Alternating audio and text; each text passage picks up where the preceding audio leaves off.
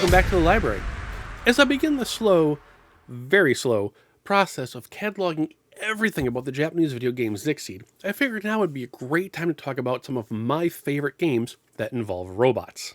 Let's jump right into it. Number 1. Zero Divide. When the PlayStation first came out in 1994, gamers all over the world couldn't wait to see what kind of new rivalries could be established with new IPs. With Namco firmly in Sony's camp, players had a lock-in on fighters like Tekken and the eventual Soul Blade. However, in the arcades, Tekken's main rival would have been Sega's legendary Virtua Fighter series, one of the earliest 3D fighters that paved the way for everything that came after it. With no chance of Virtua Fighter coming to a PlayStation system, then, fighting fans were left hoping for a clone, which arrived in the shape of Zero Divide. In a futuristic cyber world, a security database is overrun by hackers, led by the lovingly cheesy and over-the-top X-Tall. Using one of several freshly built robot warriors, players must fight their way up the ranks to X-Tall himself. Its gameplay and control scheme are on par with the original Virtua Fighter: one punch, one kick, and a block button. Bouts take place in square, wall-free arenas in a variety of locations. Despite their exteriors, each character moves and attacks like human counterparts, even with the extra legs. Despite the controls being stiff every so often, Zero Divide has a ton of unlockable goodies, and the extreme effort X-Tall's voice actor put into making them the cheesiest, most over-the-top villain ever made makes it worth at least one time through. Beginners will want to use Zero as their base, as his combos have a nice simple pace that's easy to play with, especially the juggles. Coming in the second spot is Jumping Flash. I love this game, and it's freaking time someone remastered the whole set. In Jumping Flash, players control Robert, a sort of security card but in the cutest sense possible.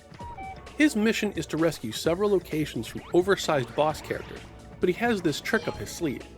Robert can triple jump from anywhere in the level, allowing the viewer a beautiful, if quickly traveling towards you, world view.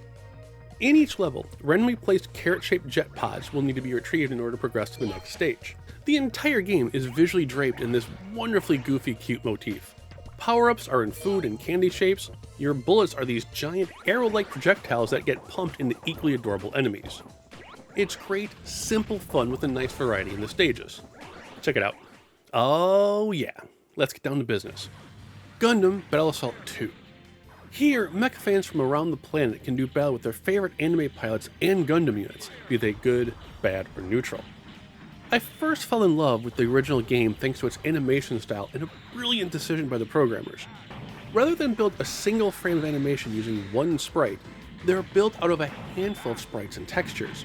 This includes the ability to swap in damaged parts as you take or give a heavy pummeling.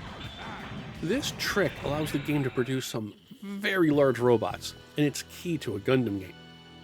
Gameplay is pure Street Fighter, but a bit on the slower side as your mobile suit has a great sense of weight to them when you jump, which makes playing it an interesting run for your money.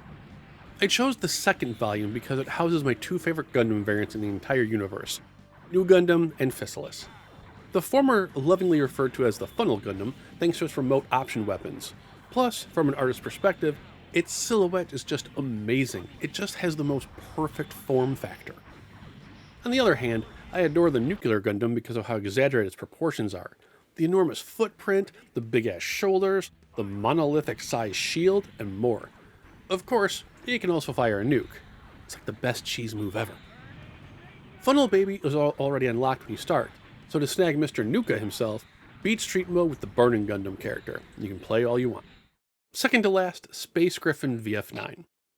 I've brought this one up several times, and it will always be near and dear to my heart.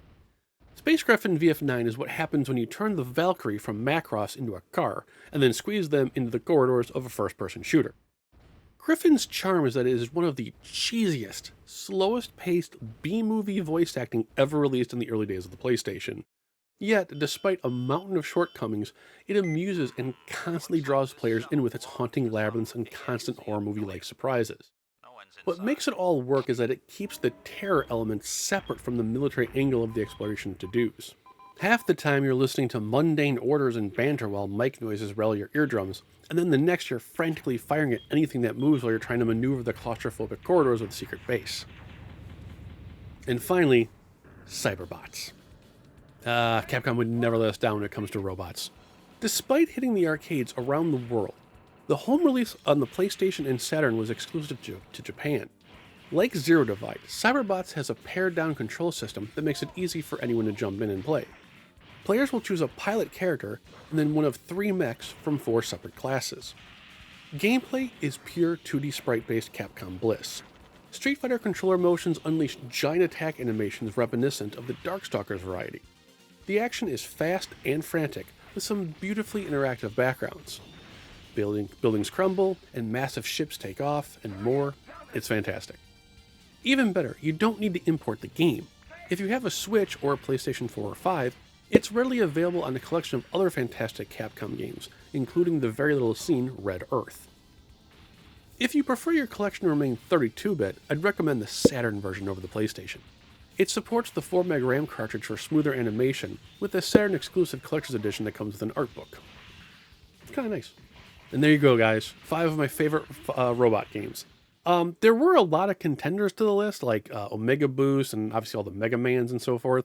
But these are the 5 I always go back to, especially like Cyberbots, and Space Griffin is just hilarious. Like it's one of the few Japanese corridor games that I can like actually play and not fall asleep to. Like poor Kilik the DNA Imperative is the cure for insomnia.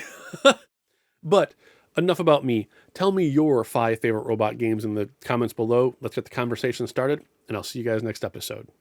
Take care.